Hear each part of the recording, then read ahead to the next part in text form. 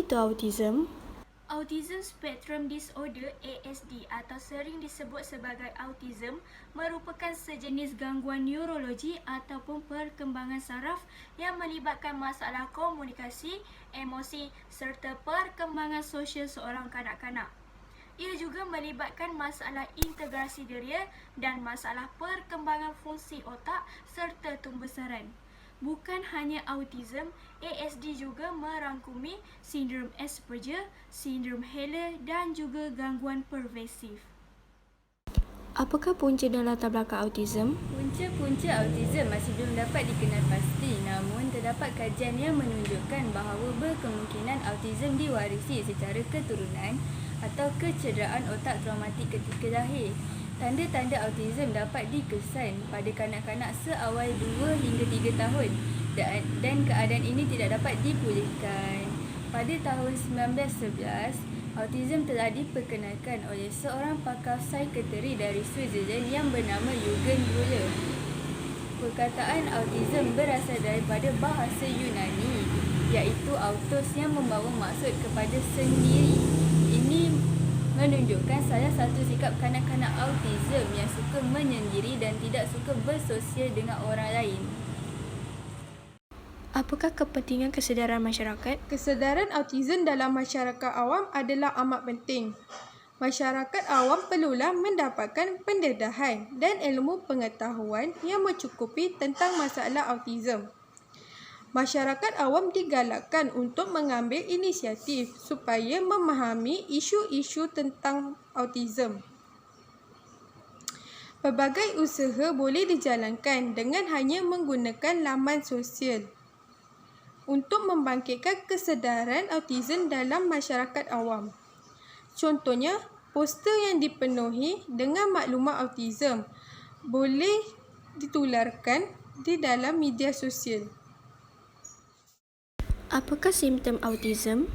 Antara simptom yang terdapat pada kanak-kanak autism ialah kurangnya berinteraksi, di mana bayi yang berusia di antara 12 hingga 16 bulan ini tidak mampu mengeluarkan sebarang rengekan, bebelan ataupun sebarang perkataan. Seterusnya, ketika kanak-kanak sudah berusia 3 tahun, mereka masih lagi tidak mampu bertutur, kurang cerdas ketika bermain, kurang bergaul dan kurang pergerakan anggota badan.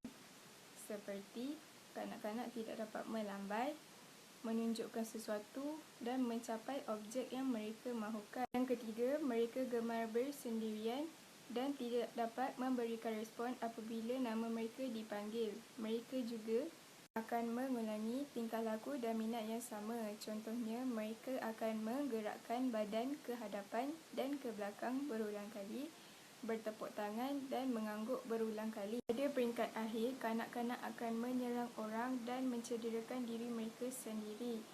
Apabila menginjak dewasa, simptom kemurungan atau epilepsi akan muncul. Perubahan terhadap persekitaran akan menyebabkan mereka berasa marah. Apakah cara untuk atasi autism? Antara cara yang boleh untuk atasi masalah autism adalah mengambil langkah daripada awal, iaitu sejak lahir ataupun 1 bulan pertama. Penilaian awal perlu diberikan kepada anak-anak supaya rawatan dapat diberikan lebih awal dari komplikasi masalah autism. Jika bayi mempunyai masalah autism, ibu bapa perlu merujuk pada doktor pakar supaya bayi tersebut mendapat terapi yang bersesuaian secara efektif. Bukan itu sahaja, ibu bapa juga boleh menghantar anak-anak ke sekolah pendidikan khas supaya keperluan mendapatkan pendidikan seperti komunikasi dalam komuniti. Akhir sekali, cara bertindak balas yang membantu anak-anak autism membaiki kemahiran kemasyarakatan seperti eye contact, pemerhatian dan tumpuan semasa berborak. Hal ini kerana kanak-kanak autism mudah dan kerap hilang fokus ketika membuat sesuatu. Tidak dinafikan lagi, pada masa kini, ibu bapa dan masyarakat mulai sedar tentang masalah autism. Namun, hanya segelintir saja ibu bapa yang menghantar anak mereka untuk mendapatkan rawatan awal, tapi kebanyakannya tidak berbuat sedemikian. Ibu bapa dan masyarakat perlulah memberi peluang kepada kanak-kanak kerana mereka masih lagi mempunyai peluang dan harapan. Jika diagnos awal dapat dilakukan kepada kanak-kanak autism, maka mereka masih lagi mampu untuk bersekolah sama seperti kanak-kanak normal yang lain. Secara kesimpulannya, intervensi atau pengesanan awal dapat mengubah perilaku kanak-kanak autism kepada perilaku yang positif.